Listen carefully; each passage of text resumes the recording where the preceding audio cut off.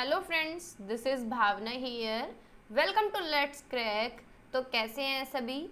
Hopefully सब अच्छे होंगे, पढ़ाई कर रहे होंगे, एग्ज़ाम फिल कर दिए होंगे आपने। तो अब तैयारी करने में लग जाइए। तैयारी किस तरीके से करनी है ये भी बहुत लोग कंफ्यूज हैं कि क्या पढ़ें, कैसे पढ़ें। तो मैंने आपको बताया था, हर वीडियो में मैं बताती हूँ कि पहले आपको क्वेश्चंस देखने हैं कि किस तरीके के क्वेश्चन पूछे जाते हैं सीटेट में, फिर उसके बाद आप थ्योरी पे जाइएगा। तो इसी तरीके से हमने सीडीपी की थ्योरी क्वेश्चंस स्टार्ट किए थे, क्वेश्चंस प्रैक्टिस करने, जिससे कि आपको आइडिया हो जाए कि किस तरीके के क्वेश्चन पूछे जाते हैं। ऐसे ही आपको थोड़े से क्वेश्चन इंग्लिश के देखने हैं। अगर आपको क्वेश्चंस नहीं मिल रहे हैं तो मैं करा दूंगी, वैसे तो मुझे क्वेश्चंस कराने ही हैं, लेकिन मैंने सोचा कि मैसेजेस आ रहे थे कि डिमांड थी कि भाई कंटेंट करा दो, इंग्लिश की पेडागोजी करा दो, मैथ की पेडागोजी करा दो, तो इसलिए मैंने इंग्लिश की पेडागोजी स्टार्ट कर दी है।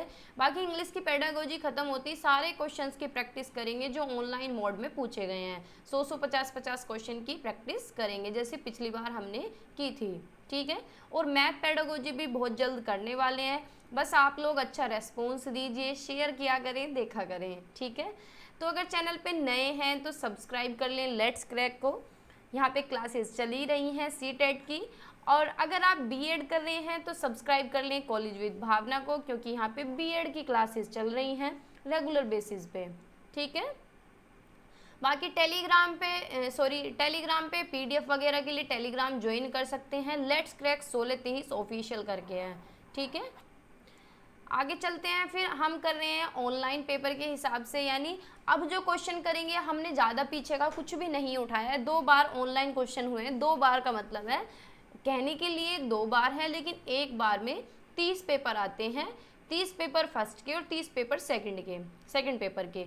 तो ये देखो एक बार में 60 पेपर हो गए, और 60 पेपर पहले वाले, तो 120 पेपर हैं। अगर उन्हें भी अच्छी तरीके से कर लेते हैं तो आपका पेपर वैसे भी क्रैक हो जाएगा अच्छे मार्क्स के साथ, ठीक है। तो स्टार्ट करते हैं। आज हम करने वाले हैं मेथड्स ऑफ टीचिंग। हमने 2 क्लास कर ली हैं अब तक। क्लास फर्स्ट में हमने लैंग्वेज के बारे में पढ़ा, उसकी कैरेक्टरिस्टिक, और लैंग्वेज एक्विजिशन और लैंग्वेज लर्निंग क्या होती है ये पढ़ा था, ठीक है। सेकंड क्लास में हमने प्रिंसिपल्स पढ़े कि इंग्लिश पढ़ाने के कौन कौन से सिद्धांत हैं, प्रिंसिपल ऑफ टीचिंग इंग्लिश पढ़ी थी। आज हम पढ़ने वाले हैं मेथड्स ऑफ टीचिंग, जहाँ से 1 से 2 क्वेश्चन पूछे ही जाते हैं। सारे जितने भी टॉपिक हैं सबसे 1-1, 2-2 क्वेश्चन ही बनते हैं, ठीक है। क्योंकि 15 क्वेश्चन आपके पेडागोजी के पूछे जाते हैं, 15 पूछे जाते हैं आपके पैसेज वगैरह में से, ठीक है। 2 पैसेज आपको देखने के लिए मिलते हैं, उनमें से वो 15 नंबर के होते हैं, एक 7 नंबर का, एक 8 नंबर का, और बाकी जो पेडागोजी है वो 15 नंबर की आती है, इंग्लिश पेडागोजी। इसी तरीके से हिंदी पेडागोजी है, वो भी 15 नंबर की आती है, ठीक है। तो 15 नंबर भी बहुत मैटर करते हैं, आपको काफ़ी अच्छे से पढ़ना पड़ेगा, क्योंकि इंग्लिश में बहुत नंबर कटते हैं अगर अच्छी तरीके से तैयारी नहीं करते। सीडीपी में नंबर सभी के बन जाते हैं, ईवीएस में बन जाते हैं, लेकिन इंग्लिश में और हिंदी में नंबर कट जाते हैं, ठीक है। तो हम पढ़ने वाले हैं मेथड्स ऑफ टीचिंग इंग्लिश। तो कौन कौन से मेथड हम पढ़ने वाले हैं जो पेपर के अंदर पूछे जाते हैं, जो पॉइंट्स पेपर के अंदर अब तक पूछे गए हैं वो सारे पॉइंट्स मैंने इंक्लूड किए हैं, ठीक है। तो फर्स्ट ट्रांसलेशन कम ग्रामर मेथड पढ़ेंगे, डायरेक्ट मेथड पढ़ेंगे, डॉक्टर वेस्ट न्यू मेथड, इसका ऑनलाइन पेपर जब हुआ था पिछली बार तो पूछा गया था, इसलिए मैंने रखा है। सब्स्टिट्यूशन मेथड, बाइलिंगुअल मेथड, तो ये सारे मेथड पढ़ेंगे और कुछ अप्रोचेस भी देखेंगे, ठीक है। तो फर्स्ट है ग्रामर ट्रांसलेशन मेथड, जिसे हम जीटीएम भी कहते हैं, ठीक है, या फिर इसे हम ट्रांसलेशन कम ग्रामर मेथड भी बोल देते हैं। इसके बहुत सारे नाम हैं, इसे ट्रांसलेशन कम ग्रामर मेथड भी बोलते हैं, ठीक है। ट्रांसलेशन कम ग्रामर मेथड भी बोलते हैं, इसे क्लासिकल मेथड भी बोलते हैं, ओल्डेस्ट मेथड भी बोलते हैं, क्योंकि सबसे पुराना मेथड यही है। ट्रेडिशनल मेथड भी इसे बोलते हैं, ठीक है। इसमें इस जो मेथड की जो साउल है, यानी जो स्टार्टिंग है, वो किससे होती है? वर्ड से होती है। यानी इसमें जो ट्रांसलेशन किया जाता है, यानी इसकी जो यूनिट है वो क्या है? वर्ड है। तो वर्ड वो क्या है? साउल है, यानी आत्मा है इस मेथड की, ठीक है।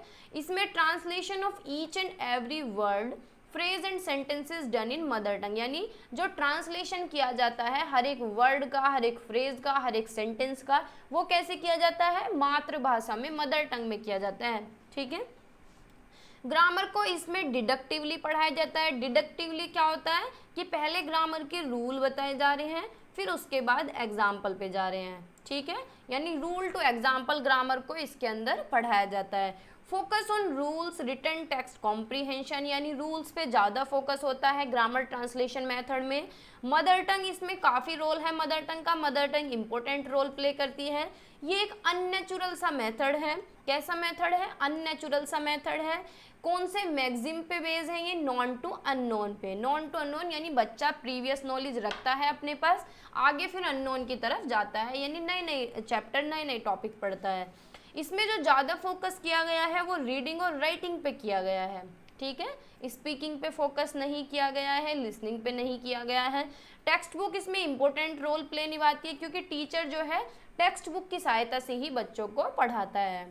ठीक है, तो इसके कुछ डिमेरिट्स हैं, जैसे कि इसमें स्पीकिंग और राइटिंग पे कोई भी फोकस नहीं किया गया है। ये टीचर सेंटर्ड माना जाता है, क्योंकि इसमें टेक्स्ट बुक को भी इम्पोर्टेंट माना गया है, और जहाँ टेक्स्ट बुक का रोल हो वो किस तरह की क्लासरूम होती है, वो टीचर सेंटर्ड क्लासरूम होती है। टारगेट लैंग्वेज का इसमें कोई यूज़ नहीं है। टारगेट यानी सेकेंड लैंग्वेज का इसमें कोई यूज़ नहीं है। इसमें यूज़ किसका है, मदर टंग का। ठीक है, no use on, no focus on meaning और यूजेज, मीनिंग और यूज पे कोई फोकस नहीं है। रोट मेमोराइजेशन पे फोकस है, रट्टे पे फोकस है, कि वर्ड को किस तरीके से याद करना है, किस तरीके से रटना है। ठीक है, तो ये हुआ हमारा ग्रामर ट्रांसलेशन मेथड, काफ़ी इंपॉर्टेंट मेथड है। नेक्स्ट मेथड पे चलते हैं, डायरेक्ट मेथड। ये उसका उल्टा ही है एक तरीके से, उसके बाद आया था डायरेक्ट मेथड। इसे नेचुरल मेथड भी बोलते हैं, रिफॉर्म मेथड भी बोलते हैं, ब्लिज मेथड भी बोलते हैं, मदर्स मेथड भी बोलते हैं, और लुक एंड शेम मेथड भी बोलते हैं। तो कोई भी नाम अगर आपको घुमा करके दे दिया जाए क्वेश्चन में, तो आपको कंफ्यूज नहीं होना है। इसमें ग्रामर को कैसे पढ़ाया जाता है, इंडक्टिवली पढ़ाया जाता है, यानी एग्जाम्पल टू रूल पढ़ाया जाता है। पहले क्या है, अगर ग्रामर पढ़ा रहे हैं, जैसे कि प्रेजेंट इंडेफिनेटिव पढ़ा रहे हैं, तो पहले एग्जाम्पल देंगे, उसके बाद रूल बताएंगे। मदर टंग की इसमें कोई प्लेस नहीं है, यानी कोई यूज़ नहीं किया जाता मदर टंग का। बाकी पहली वाली में क्या था, जीटीएम में मदर टंग यूज़ कर रहे थे, इसमें मदर टंग का कोई यूज़ नहीं है। Excessive use of teaching learning material, teaching learning material जो है उसका पूरा अच्छा खासा यूज़ किया जाता है। टीचर जो है इसमें एक्सपीरियंस जो टीचर रखे जाते हैं उनकी रिक्वायरमेंट होती है। फोकस किया जाता है स्पीकिंग पे और लिसनिंग पे। ठीक है, यानी बोलने पे और सुनने में फोकस है। टीचर का जो रोल है वो इम्पोर्टेंट है। कांस्टेंट पार्टिसिपेशन है टीचर का। फोकस है कम्युनिकेशन पे। मदर टंग और नेटिव लैंग्वेज को इन्होंने डिस्चार्ज किया है, यानी उसका यूज़ नहीं किया है, टारगेट लैंग्वेज का यूज़ किया है। ठीक है, किसका यूज़ किया है, टारगेट लैंग्वेज का। यानी टारगेट लैंग्वेज का अगर इंग्लिश की क्लास है तो इंग्लिश में ही पढ़ाया जाएगा, हिंदी की क्लास है तो हिंदी में ही पढ़ाया जाएगा, मदर टंग का कोई यूज़ नहीं है। जिस सब्जेक्ट की क्लास है, जिस लैंग्वेज की क्लास है, उसी लैंग्वेज में पढ़ाया जाएगा डायरेक्टली। ठीक है, अब नेक्स्ट जो मेथड है बाइलिंगुअल मेथड है। बाइलिंगुअल मेथड क्या है, जो जीटीएम मेथड है, ग्रामर ट्रांसलेशन मेथड है, और डायरेक्ट मेथड है, इन दोनों के बीच का जो मेथड है वो बाइलिंगुअल मेथड है। यानी इन दोनों के बीच में क्या करता है, ब्रिज का काम करता है, मिडवे। ठीक है, यानी बिचौलिया है ये, बाइलिंगुअल मेथड है, मिडवे और ब्रिज का काम करता है दोनों मेथड के बीच में। ठीक है, ये डेवलप किसने किया था, किसने दिया था, सीजे डॉडसन ने दिया था। नाम भी पूछ लेता है पिछली बार, यानी ये वाले सीटेट से पहले मैच द फॉलोइंग पूछे गए थे, बहुत सारे साइंटिस्ट का नाम लिख के इधर मेथड के नाम लिख दिए गए कि मैच करने हैं, तो थोड़ा सा आइडिया आपको हो जाएगा, तो आपके दिमाग में याद रहेगा कि ये मेथड किसने दिया है, सीजे डॉडसन ने दिया है।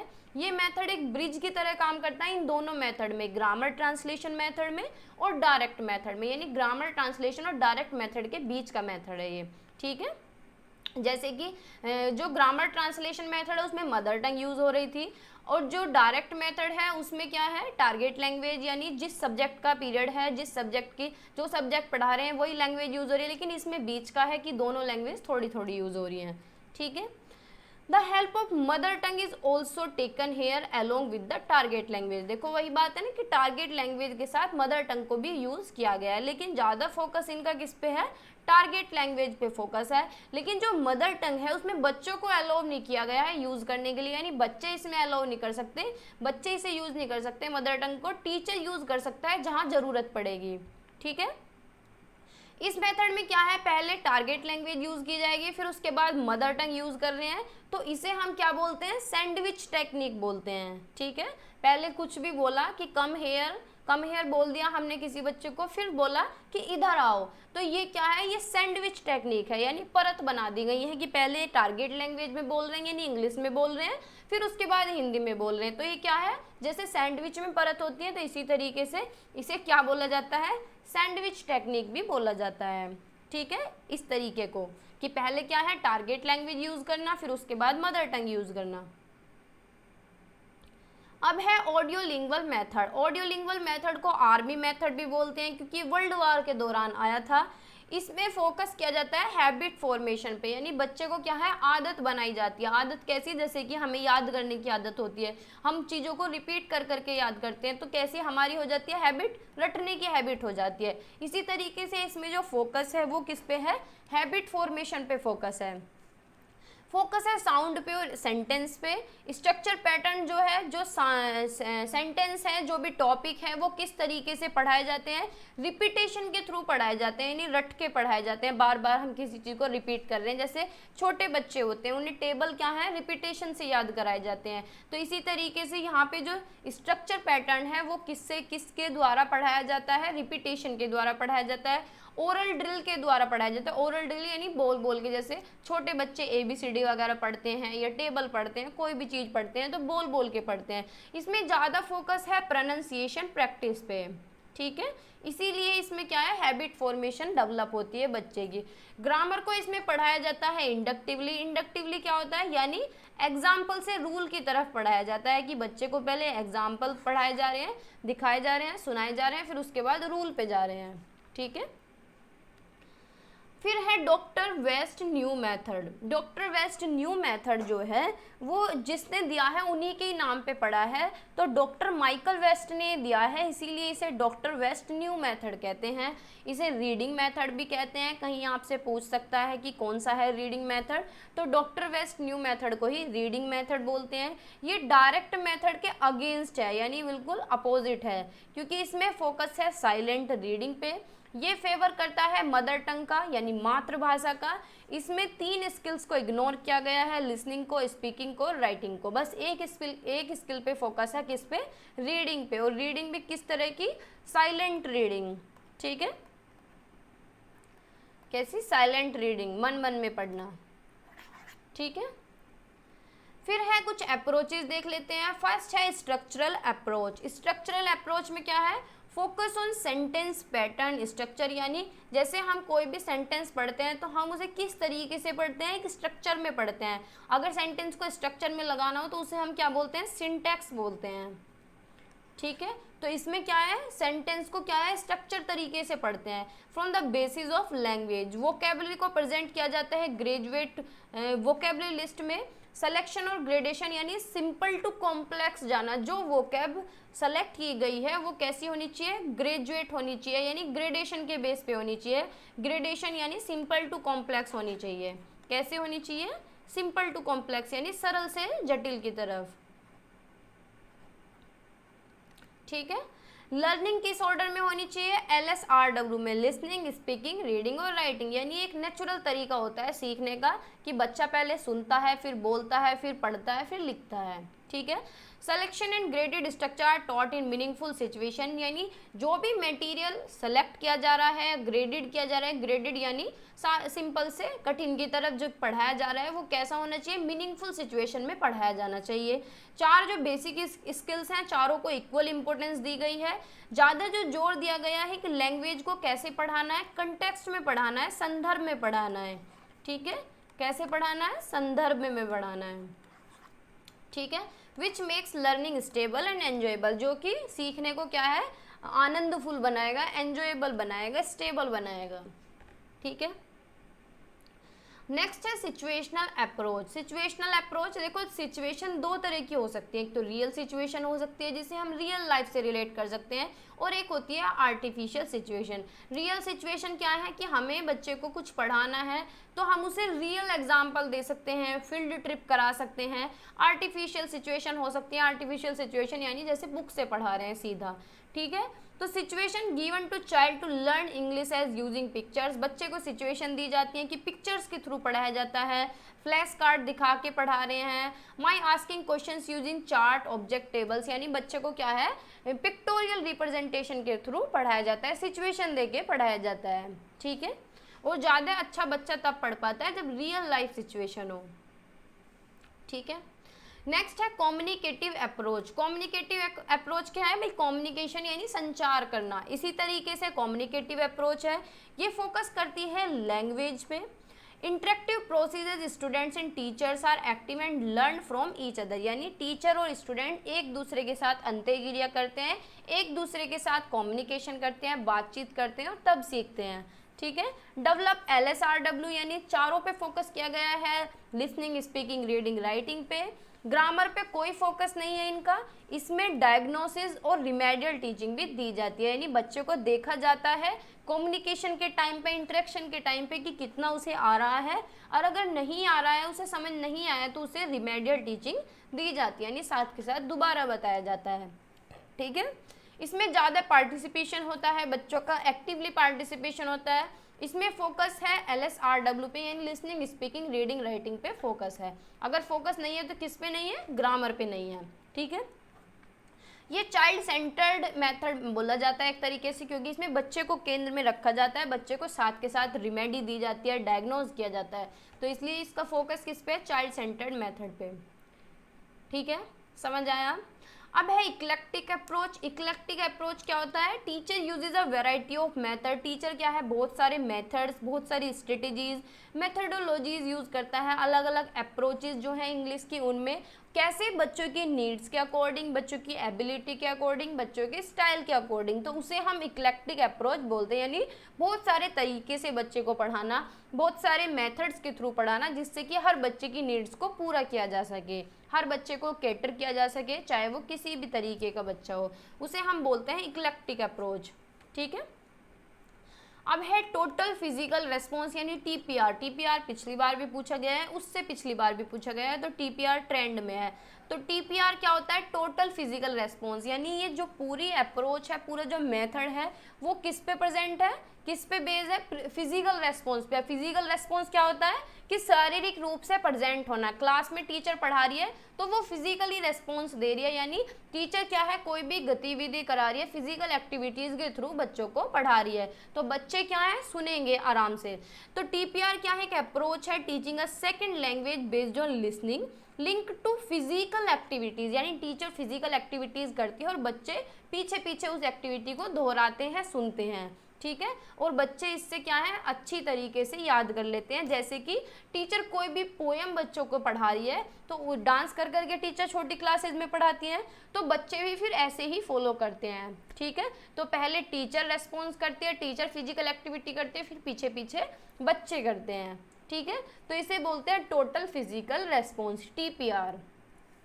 किसने दिया है, ये भी पूछा गया है। किसने दिया है, जेम्स एसर ने दिया है। किसने दिया है, जेम्स एसर ने इसको दिया है। तो ये कुछ मेथड्स थे, होपफुली आपको समझ आए होंगे। क्लास छोटी है लेकिन इन्फॉर्मेशन मोटी है, क्योंकि ये मेथड्स काफ़ी इंपॉर्टेंट हैं, कंफ्यूजिंग भी हो जाते हैं बहुत बार, लेकिन होपफुली आपको कन्फ्यूज़न ना हुआ हो। क्वेश्चंस प्रैक्टिस करेंगे तो आपके कन्फ्यूज़न भी दूर हो जाएंगे, ठीक है। तो मेरे साथ बने रहिए। अगर चैनल पे नए हैं तो सब्सक्राइब कर लें, लेट्स क्रैक को भी और कॉलेज विद भावना को भी। तो बाय बाय, टेक केयर, पढ़ते रहिए और मुस्कुराते रहिए।